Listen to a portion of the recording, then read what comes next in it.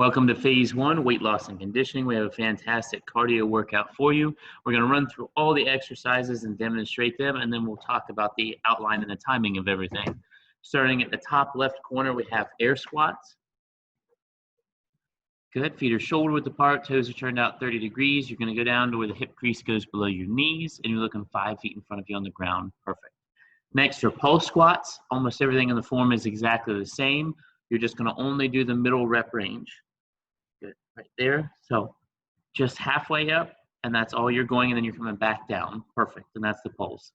Reverse crunches, you're going to be lying on your back. Knees are going to be bent. Arms are flat, palms down, 45-degree angle, and you're going to bring your knees into your chest and get your hips off the ground. And you're going to squeeze your stomach as tight as you can when you do that.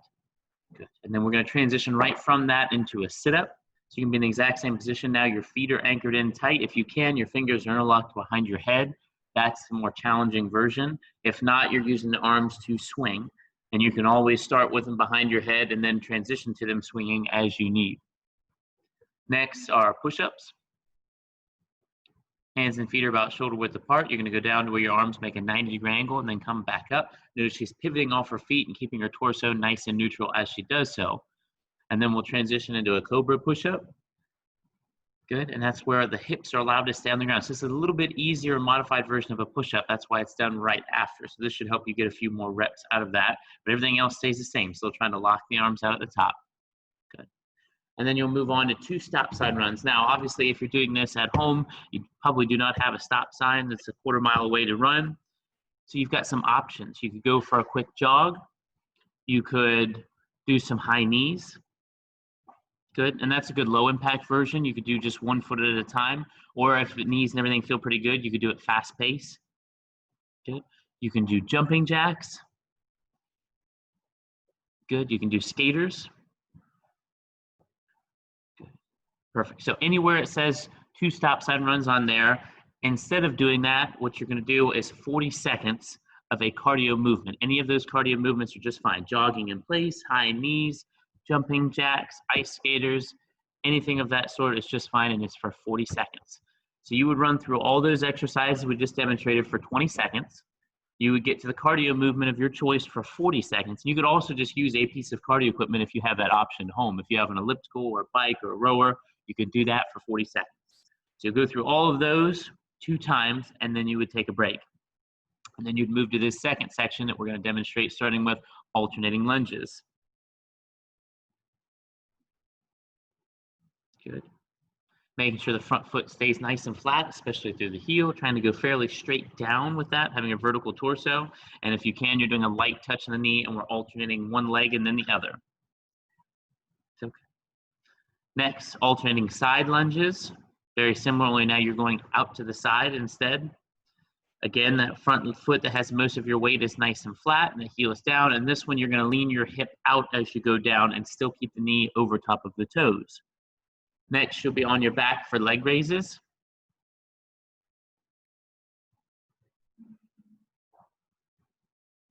Good, feet are together, they're coming all the way up. If it starts going to the lower back, just don't go down quite as low and come back up and try to keep the tension in your stomach and squeeze the stomach as much as you can on the way up. You'll transition from that into flutter kicks. Good, that's just one side moving at a time, and they'll pass each other in the middle. Next is box dips. It's okay. So if you have a box or a bench or a chair, anything that's nice and stable and it's going to hold your weight just fine, you can use that and do it just like this. Good. And you're going to slide up and down the bench and squeeze the triceps as best you can. And you should try to keep your hands pretty close to your sides. You don't want to widen them out very much, and you want to slide straight down. If not, you can do the crab dips. Will you show those real quick? So if you don't have any item to use, you can just do 20 seconds of crab dips. That's where you start on your hips.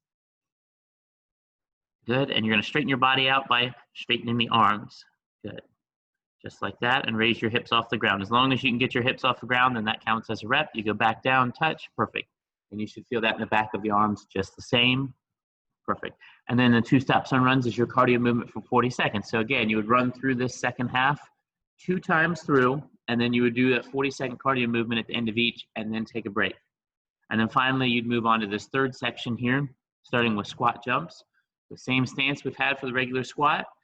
And then when you come up, the only difference is your feet have to leave the ground. So you're trying to accelerate your body weight enough to actually get some momentum off the ground that carries you up.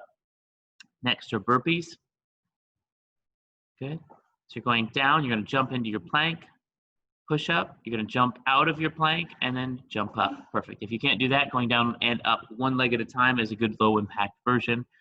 One at a time, one back up. Perfect. V-ups.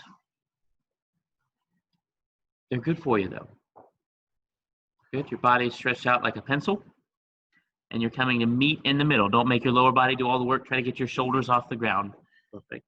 Next is a Russian twist. So you'll transition right up onto the hips. Good. If you can, the feet are off the ground. Your focal point is going to follow your hands around as you're moving. If this gets too tiring or you can't do this to start, you can put your feet on the ground and keep moving. Perfect.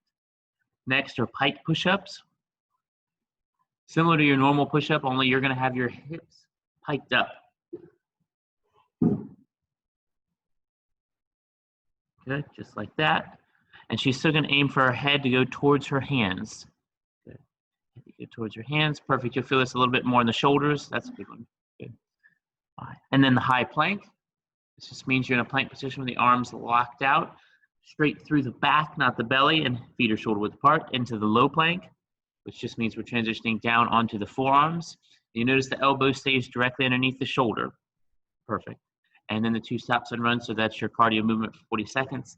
Again, same outline. You're going to do that third section there 2 times through with a 40-second cardio movement on the end of each. You're more than welcome to go through everything twice if you want to, but that is the bare essential workout.